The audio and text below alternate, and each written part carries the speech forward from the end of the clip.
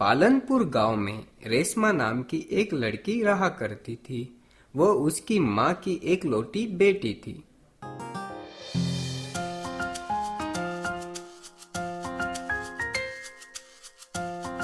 उसकी माँ लोगों के घर में बर्तन मांजकर रेशमा का ध्यान रखा करती थी।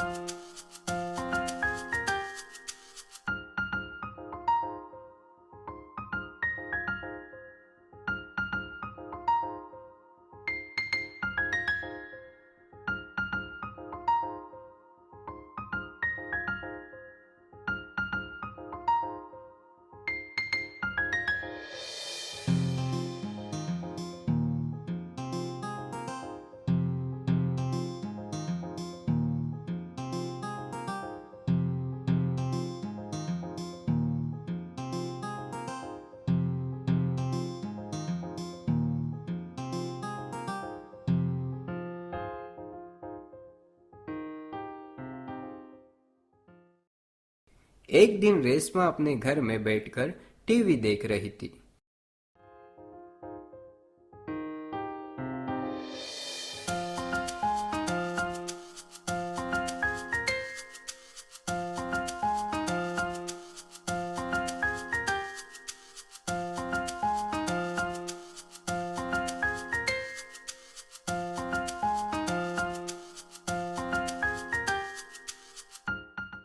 उस वक्त रेशमा को बहुत भूख लगी। रेशमा अपनी माँ से कहती है, माँ, बहुत भूख लगी है, कुछ खाने को दो ना।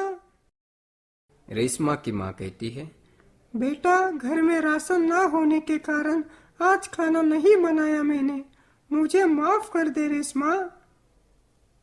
रेशमा कहती है, माँ, आप मत रोइए, कोई बात नहीं, मैं कल खाना खा लूंगी। रेशमा की माँ कहती है, रुक जा बेटा, किचन में एक केला रखा हुआ है, उसे तू खा लेना।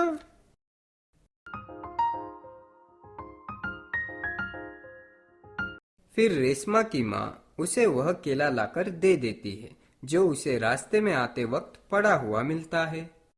उसी समय उनके दरवाजे पर एक भिखारी आता है। भिखारी, अरे कुछ खाने को दे दो, बहुत दिनों से भूखा हूँ। ए माई रे, कुछ खाने को दे दो। ऐसा कहते रहता है।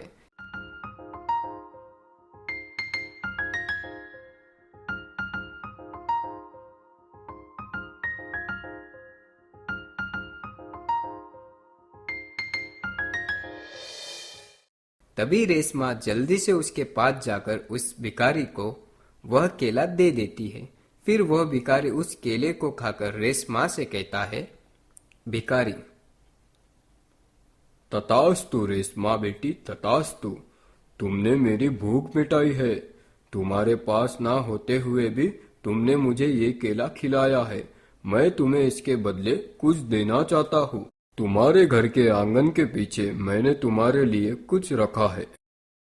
ऐसा कहकर वह भिखारी वहां से गायब हो जाता है। रेशमा, ये क्या माँ, ये अंकल तो यहाँ से गायब हो गए। बेटी रेशमा, मुझे लगता है उन्हें भगवान ने हमारे लिए भेजा होगा। चलो घर के पीछे वाले आंगन में जाकर देखते हैं। फिर रेशमा और रेशमा की माँ घर के पीछे आंगन में जाकर देखते हैं। तब उन्हें बहुत बड़ी बनाना कार दिखाई देती है। रेशमा उस बनाना कार को देखकर बहुत खुश हो जाती है।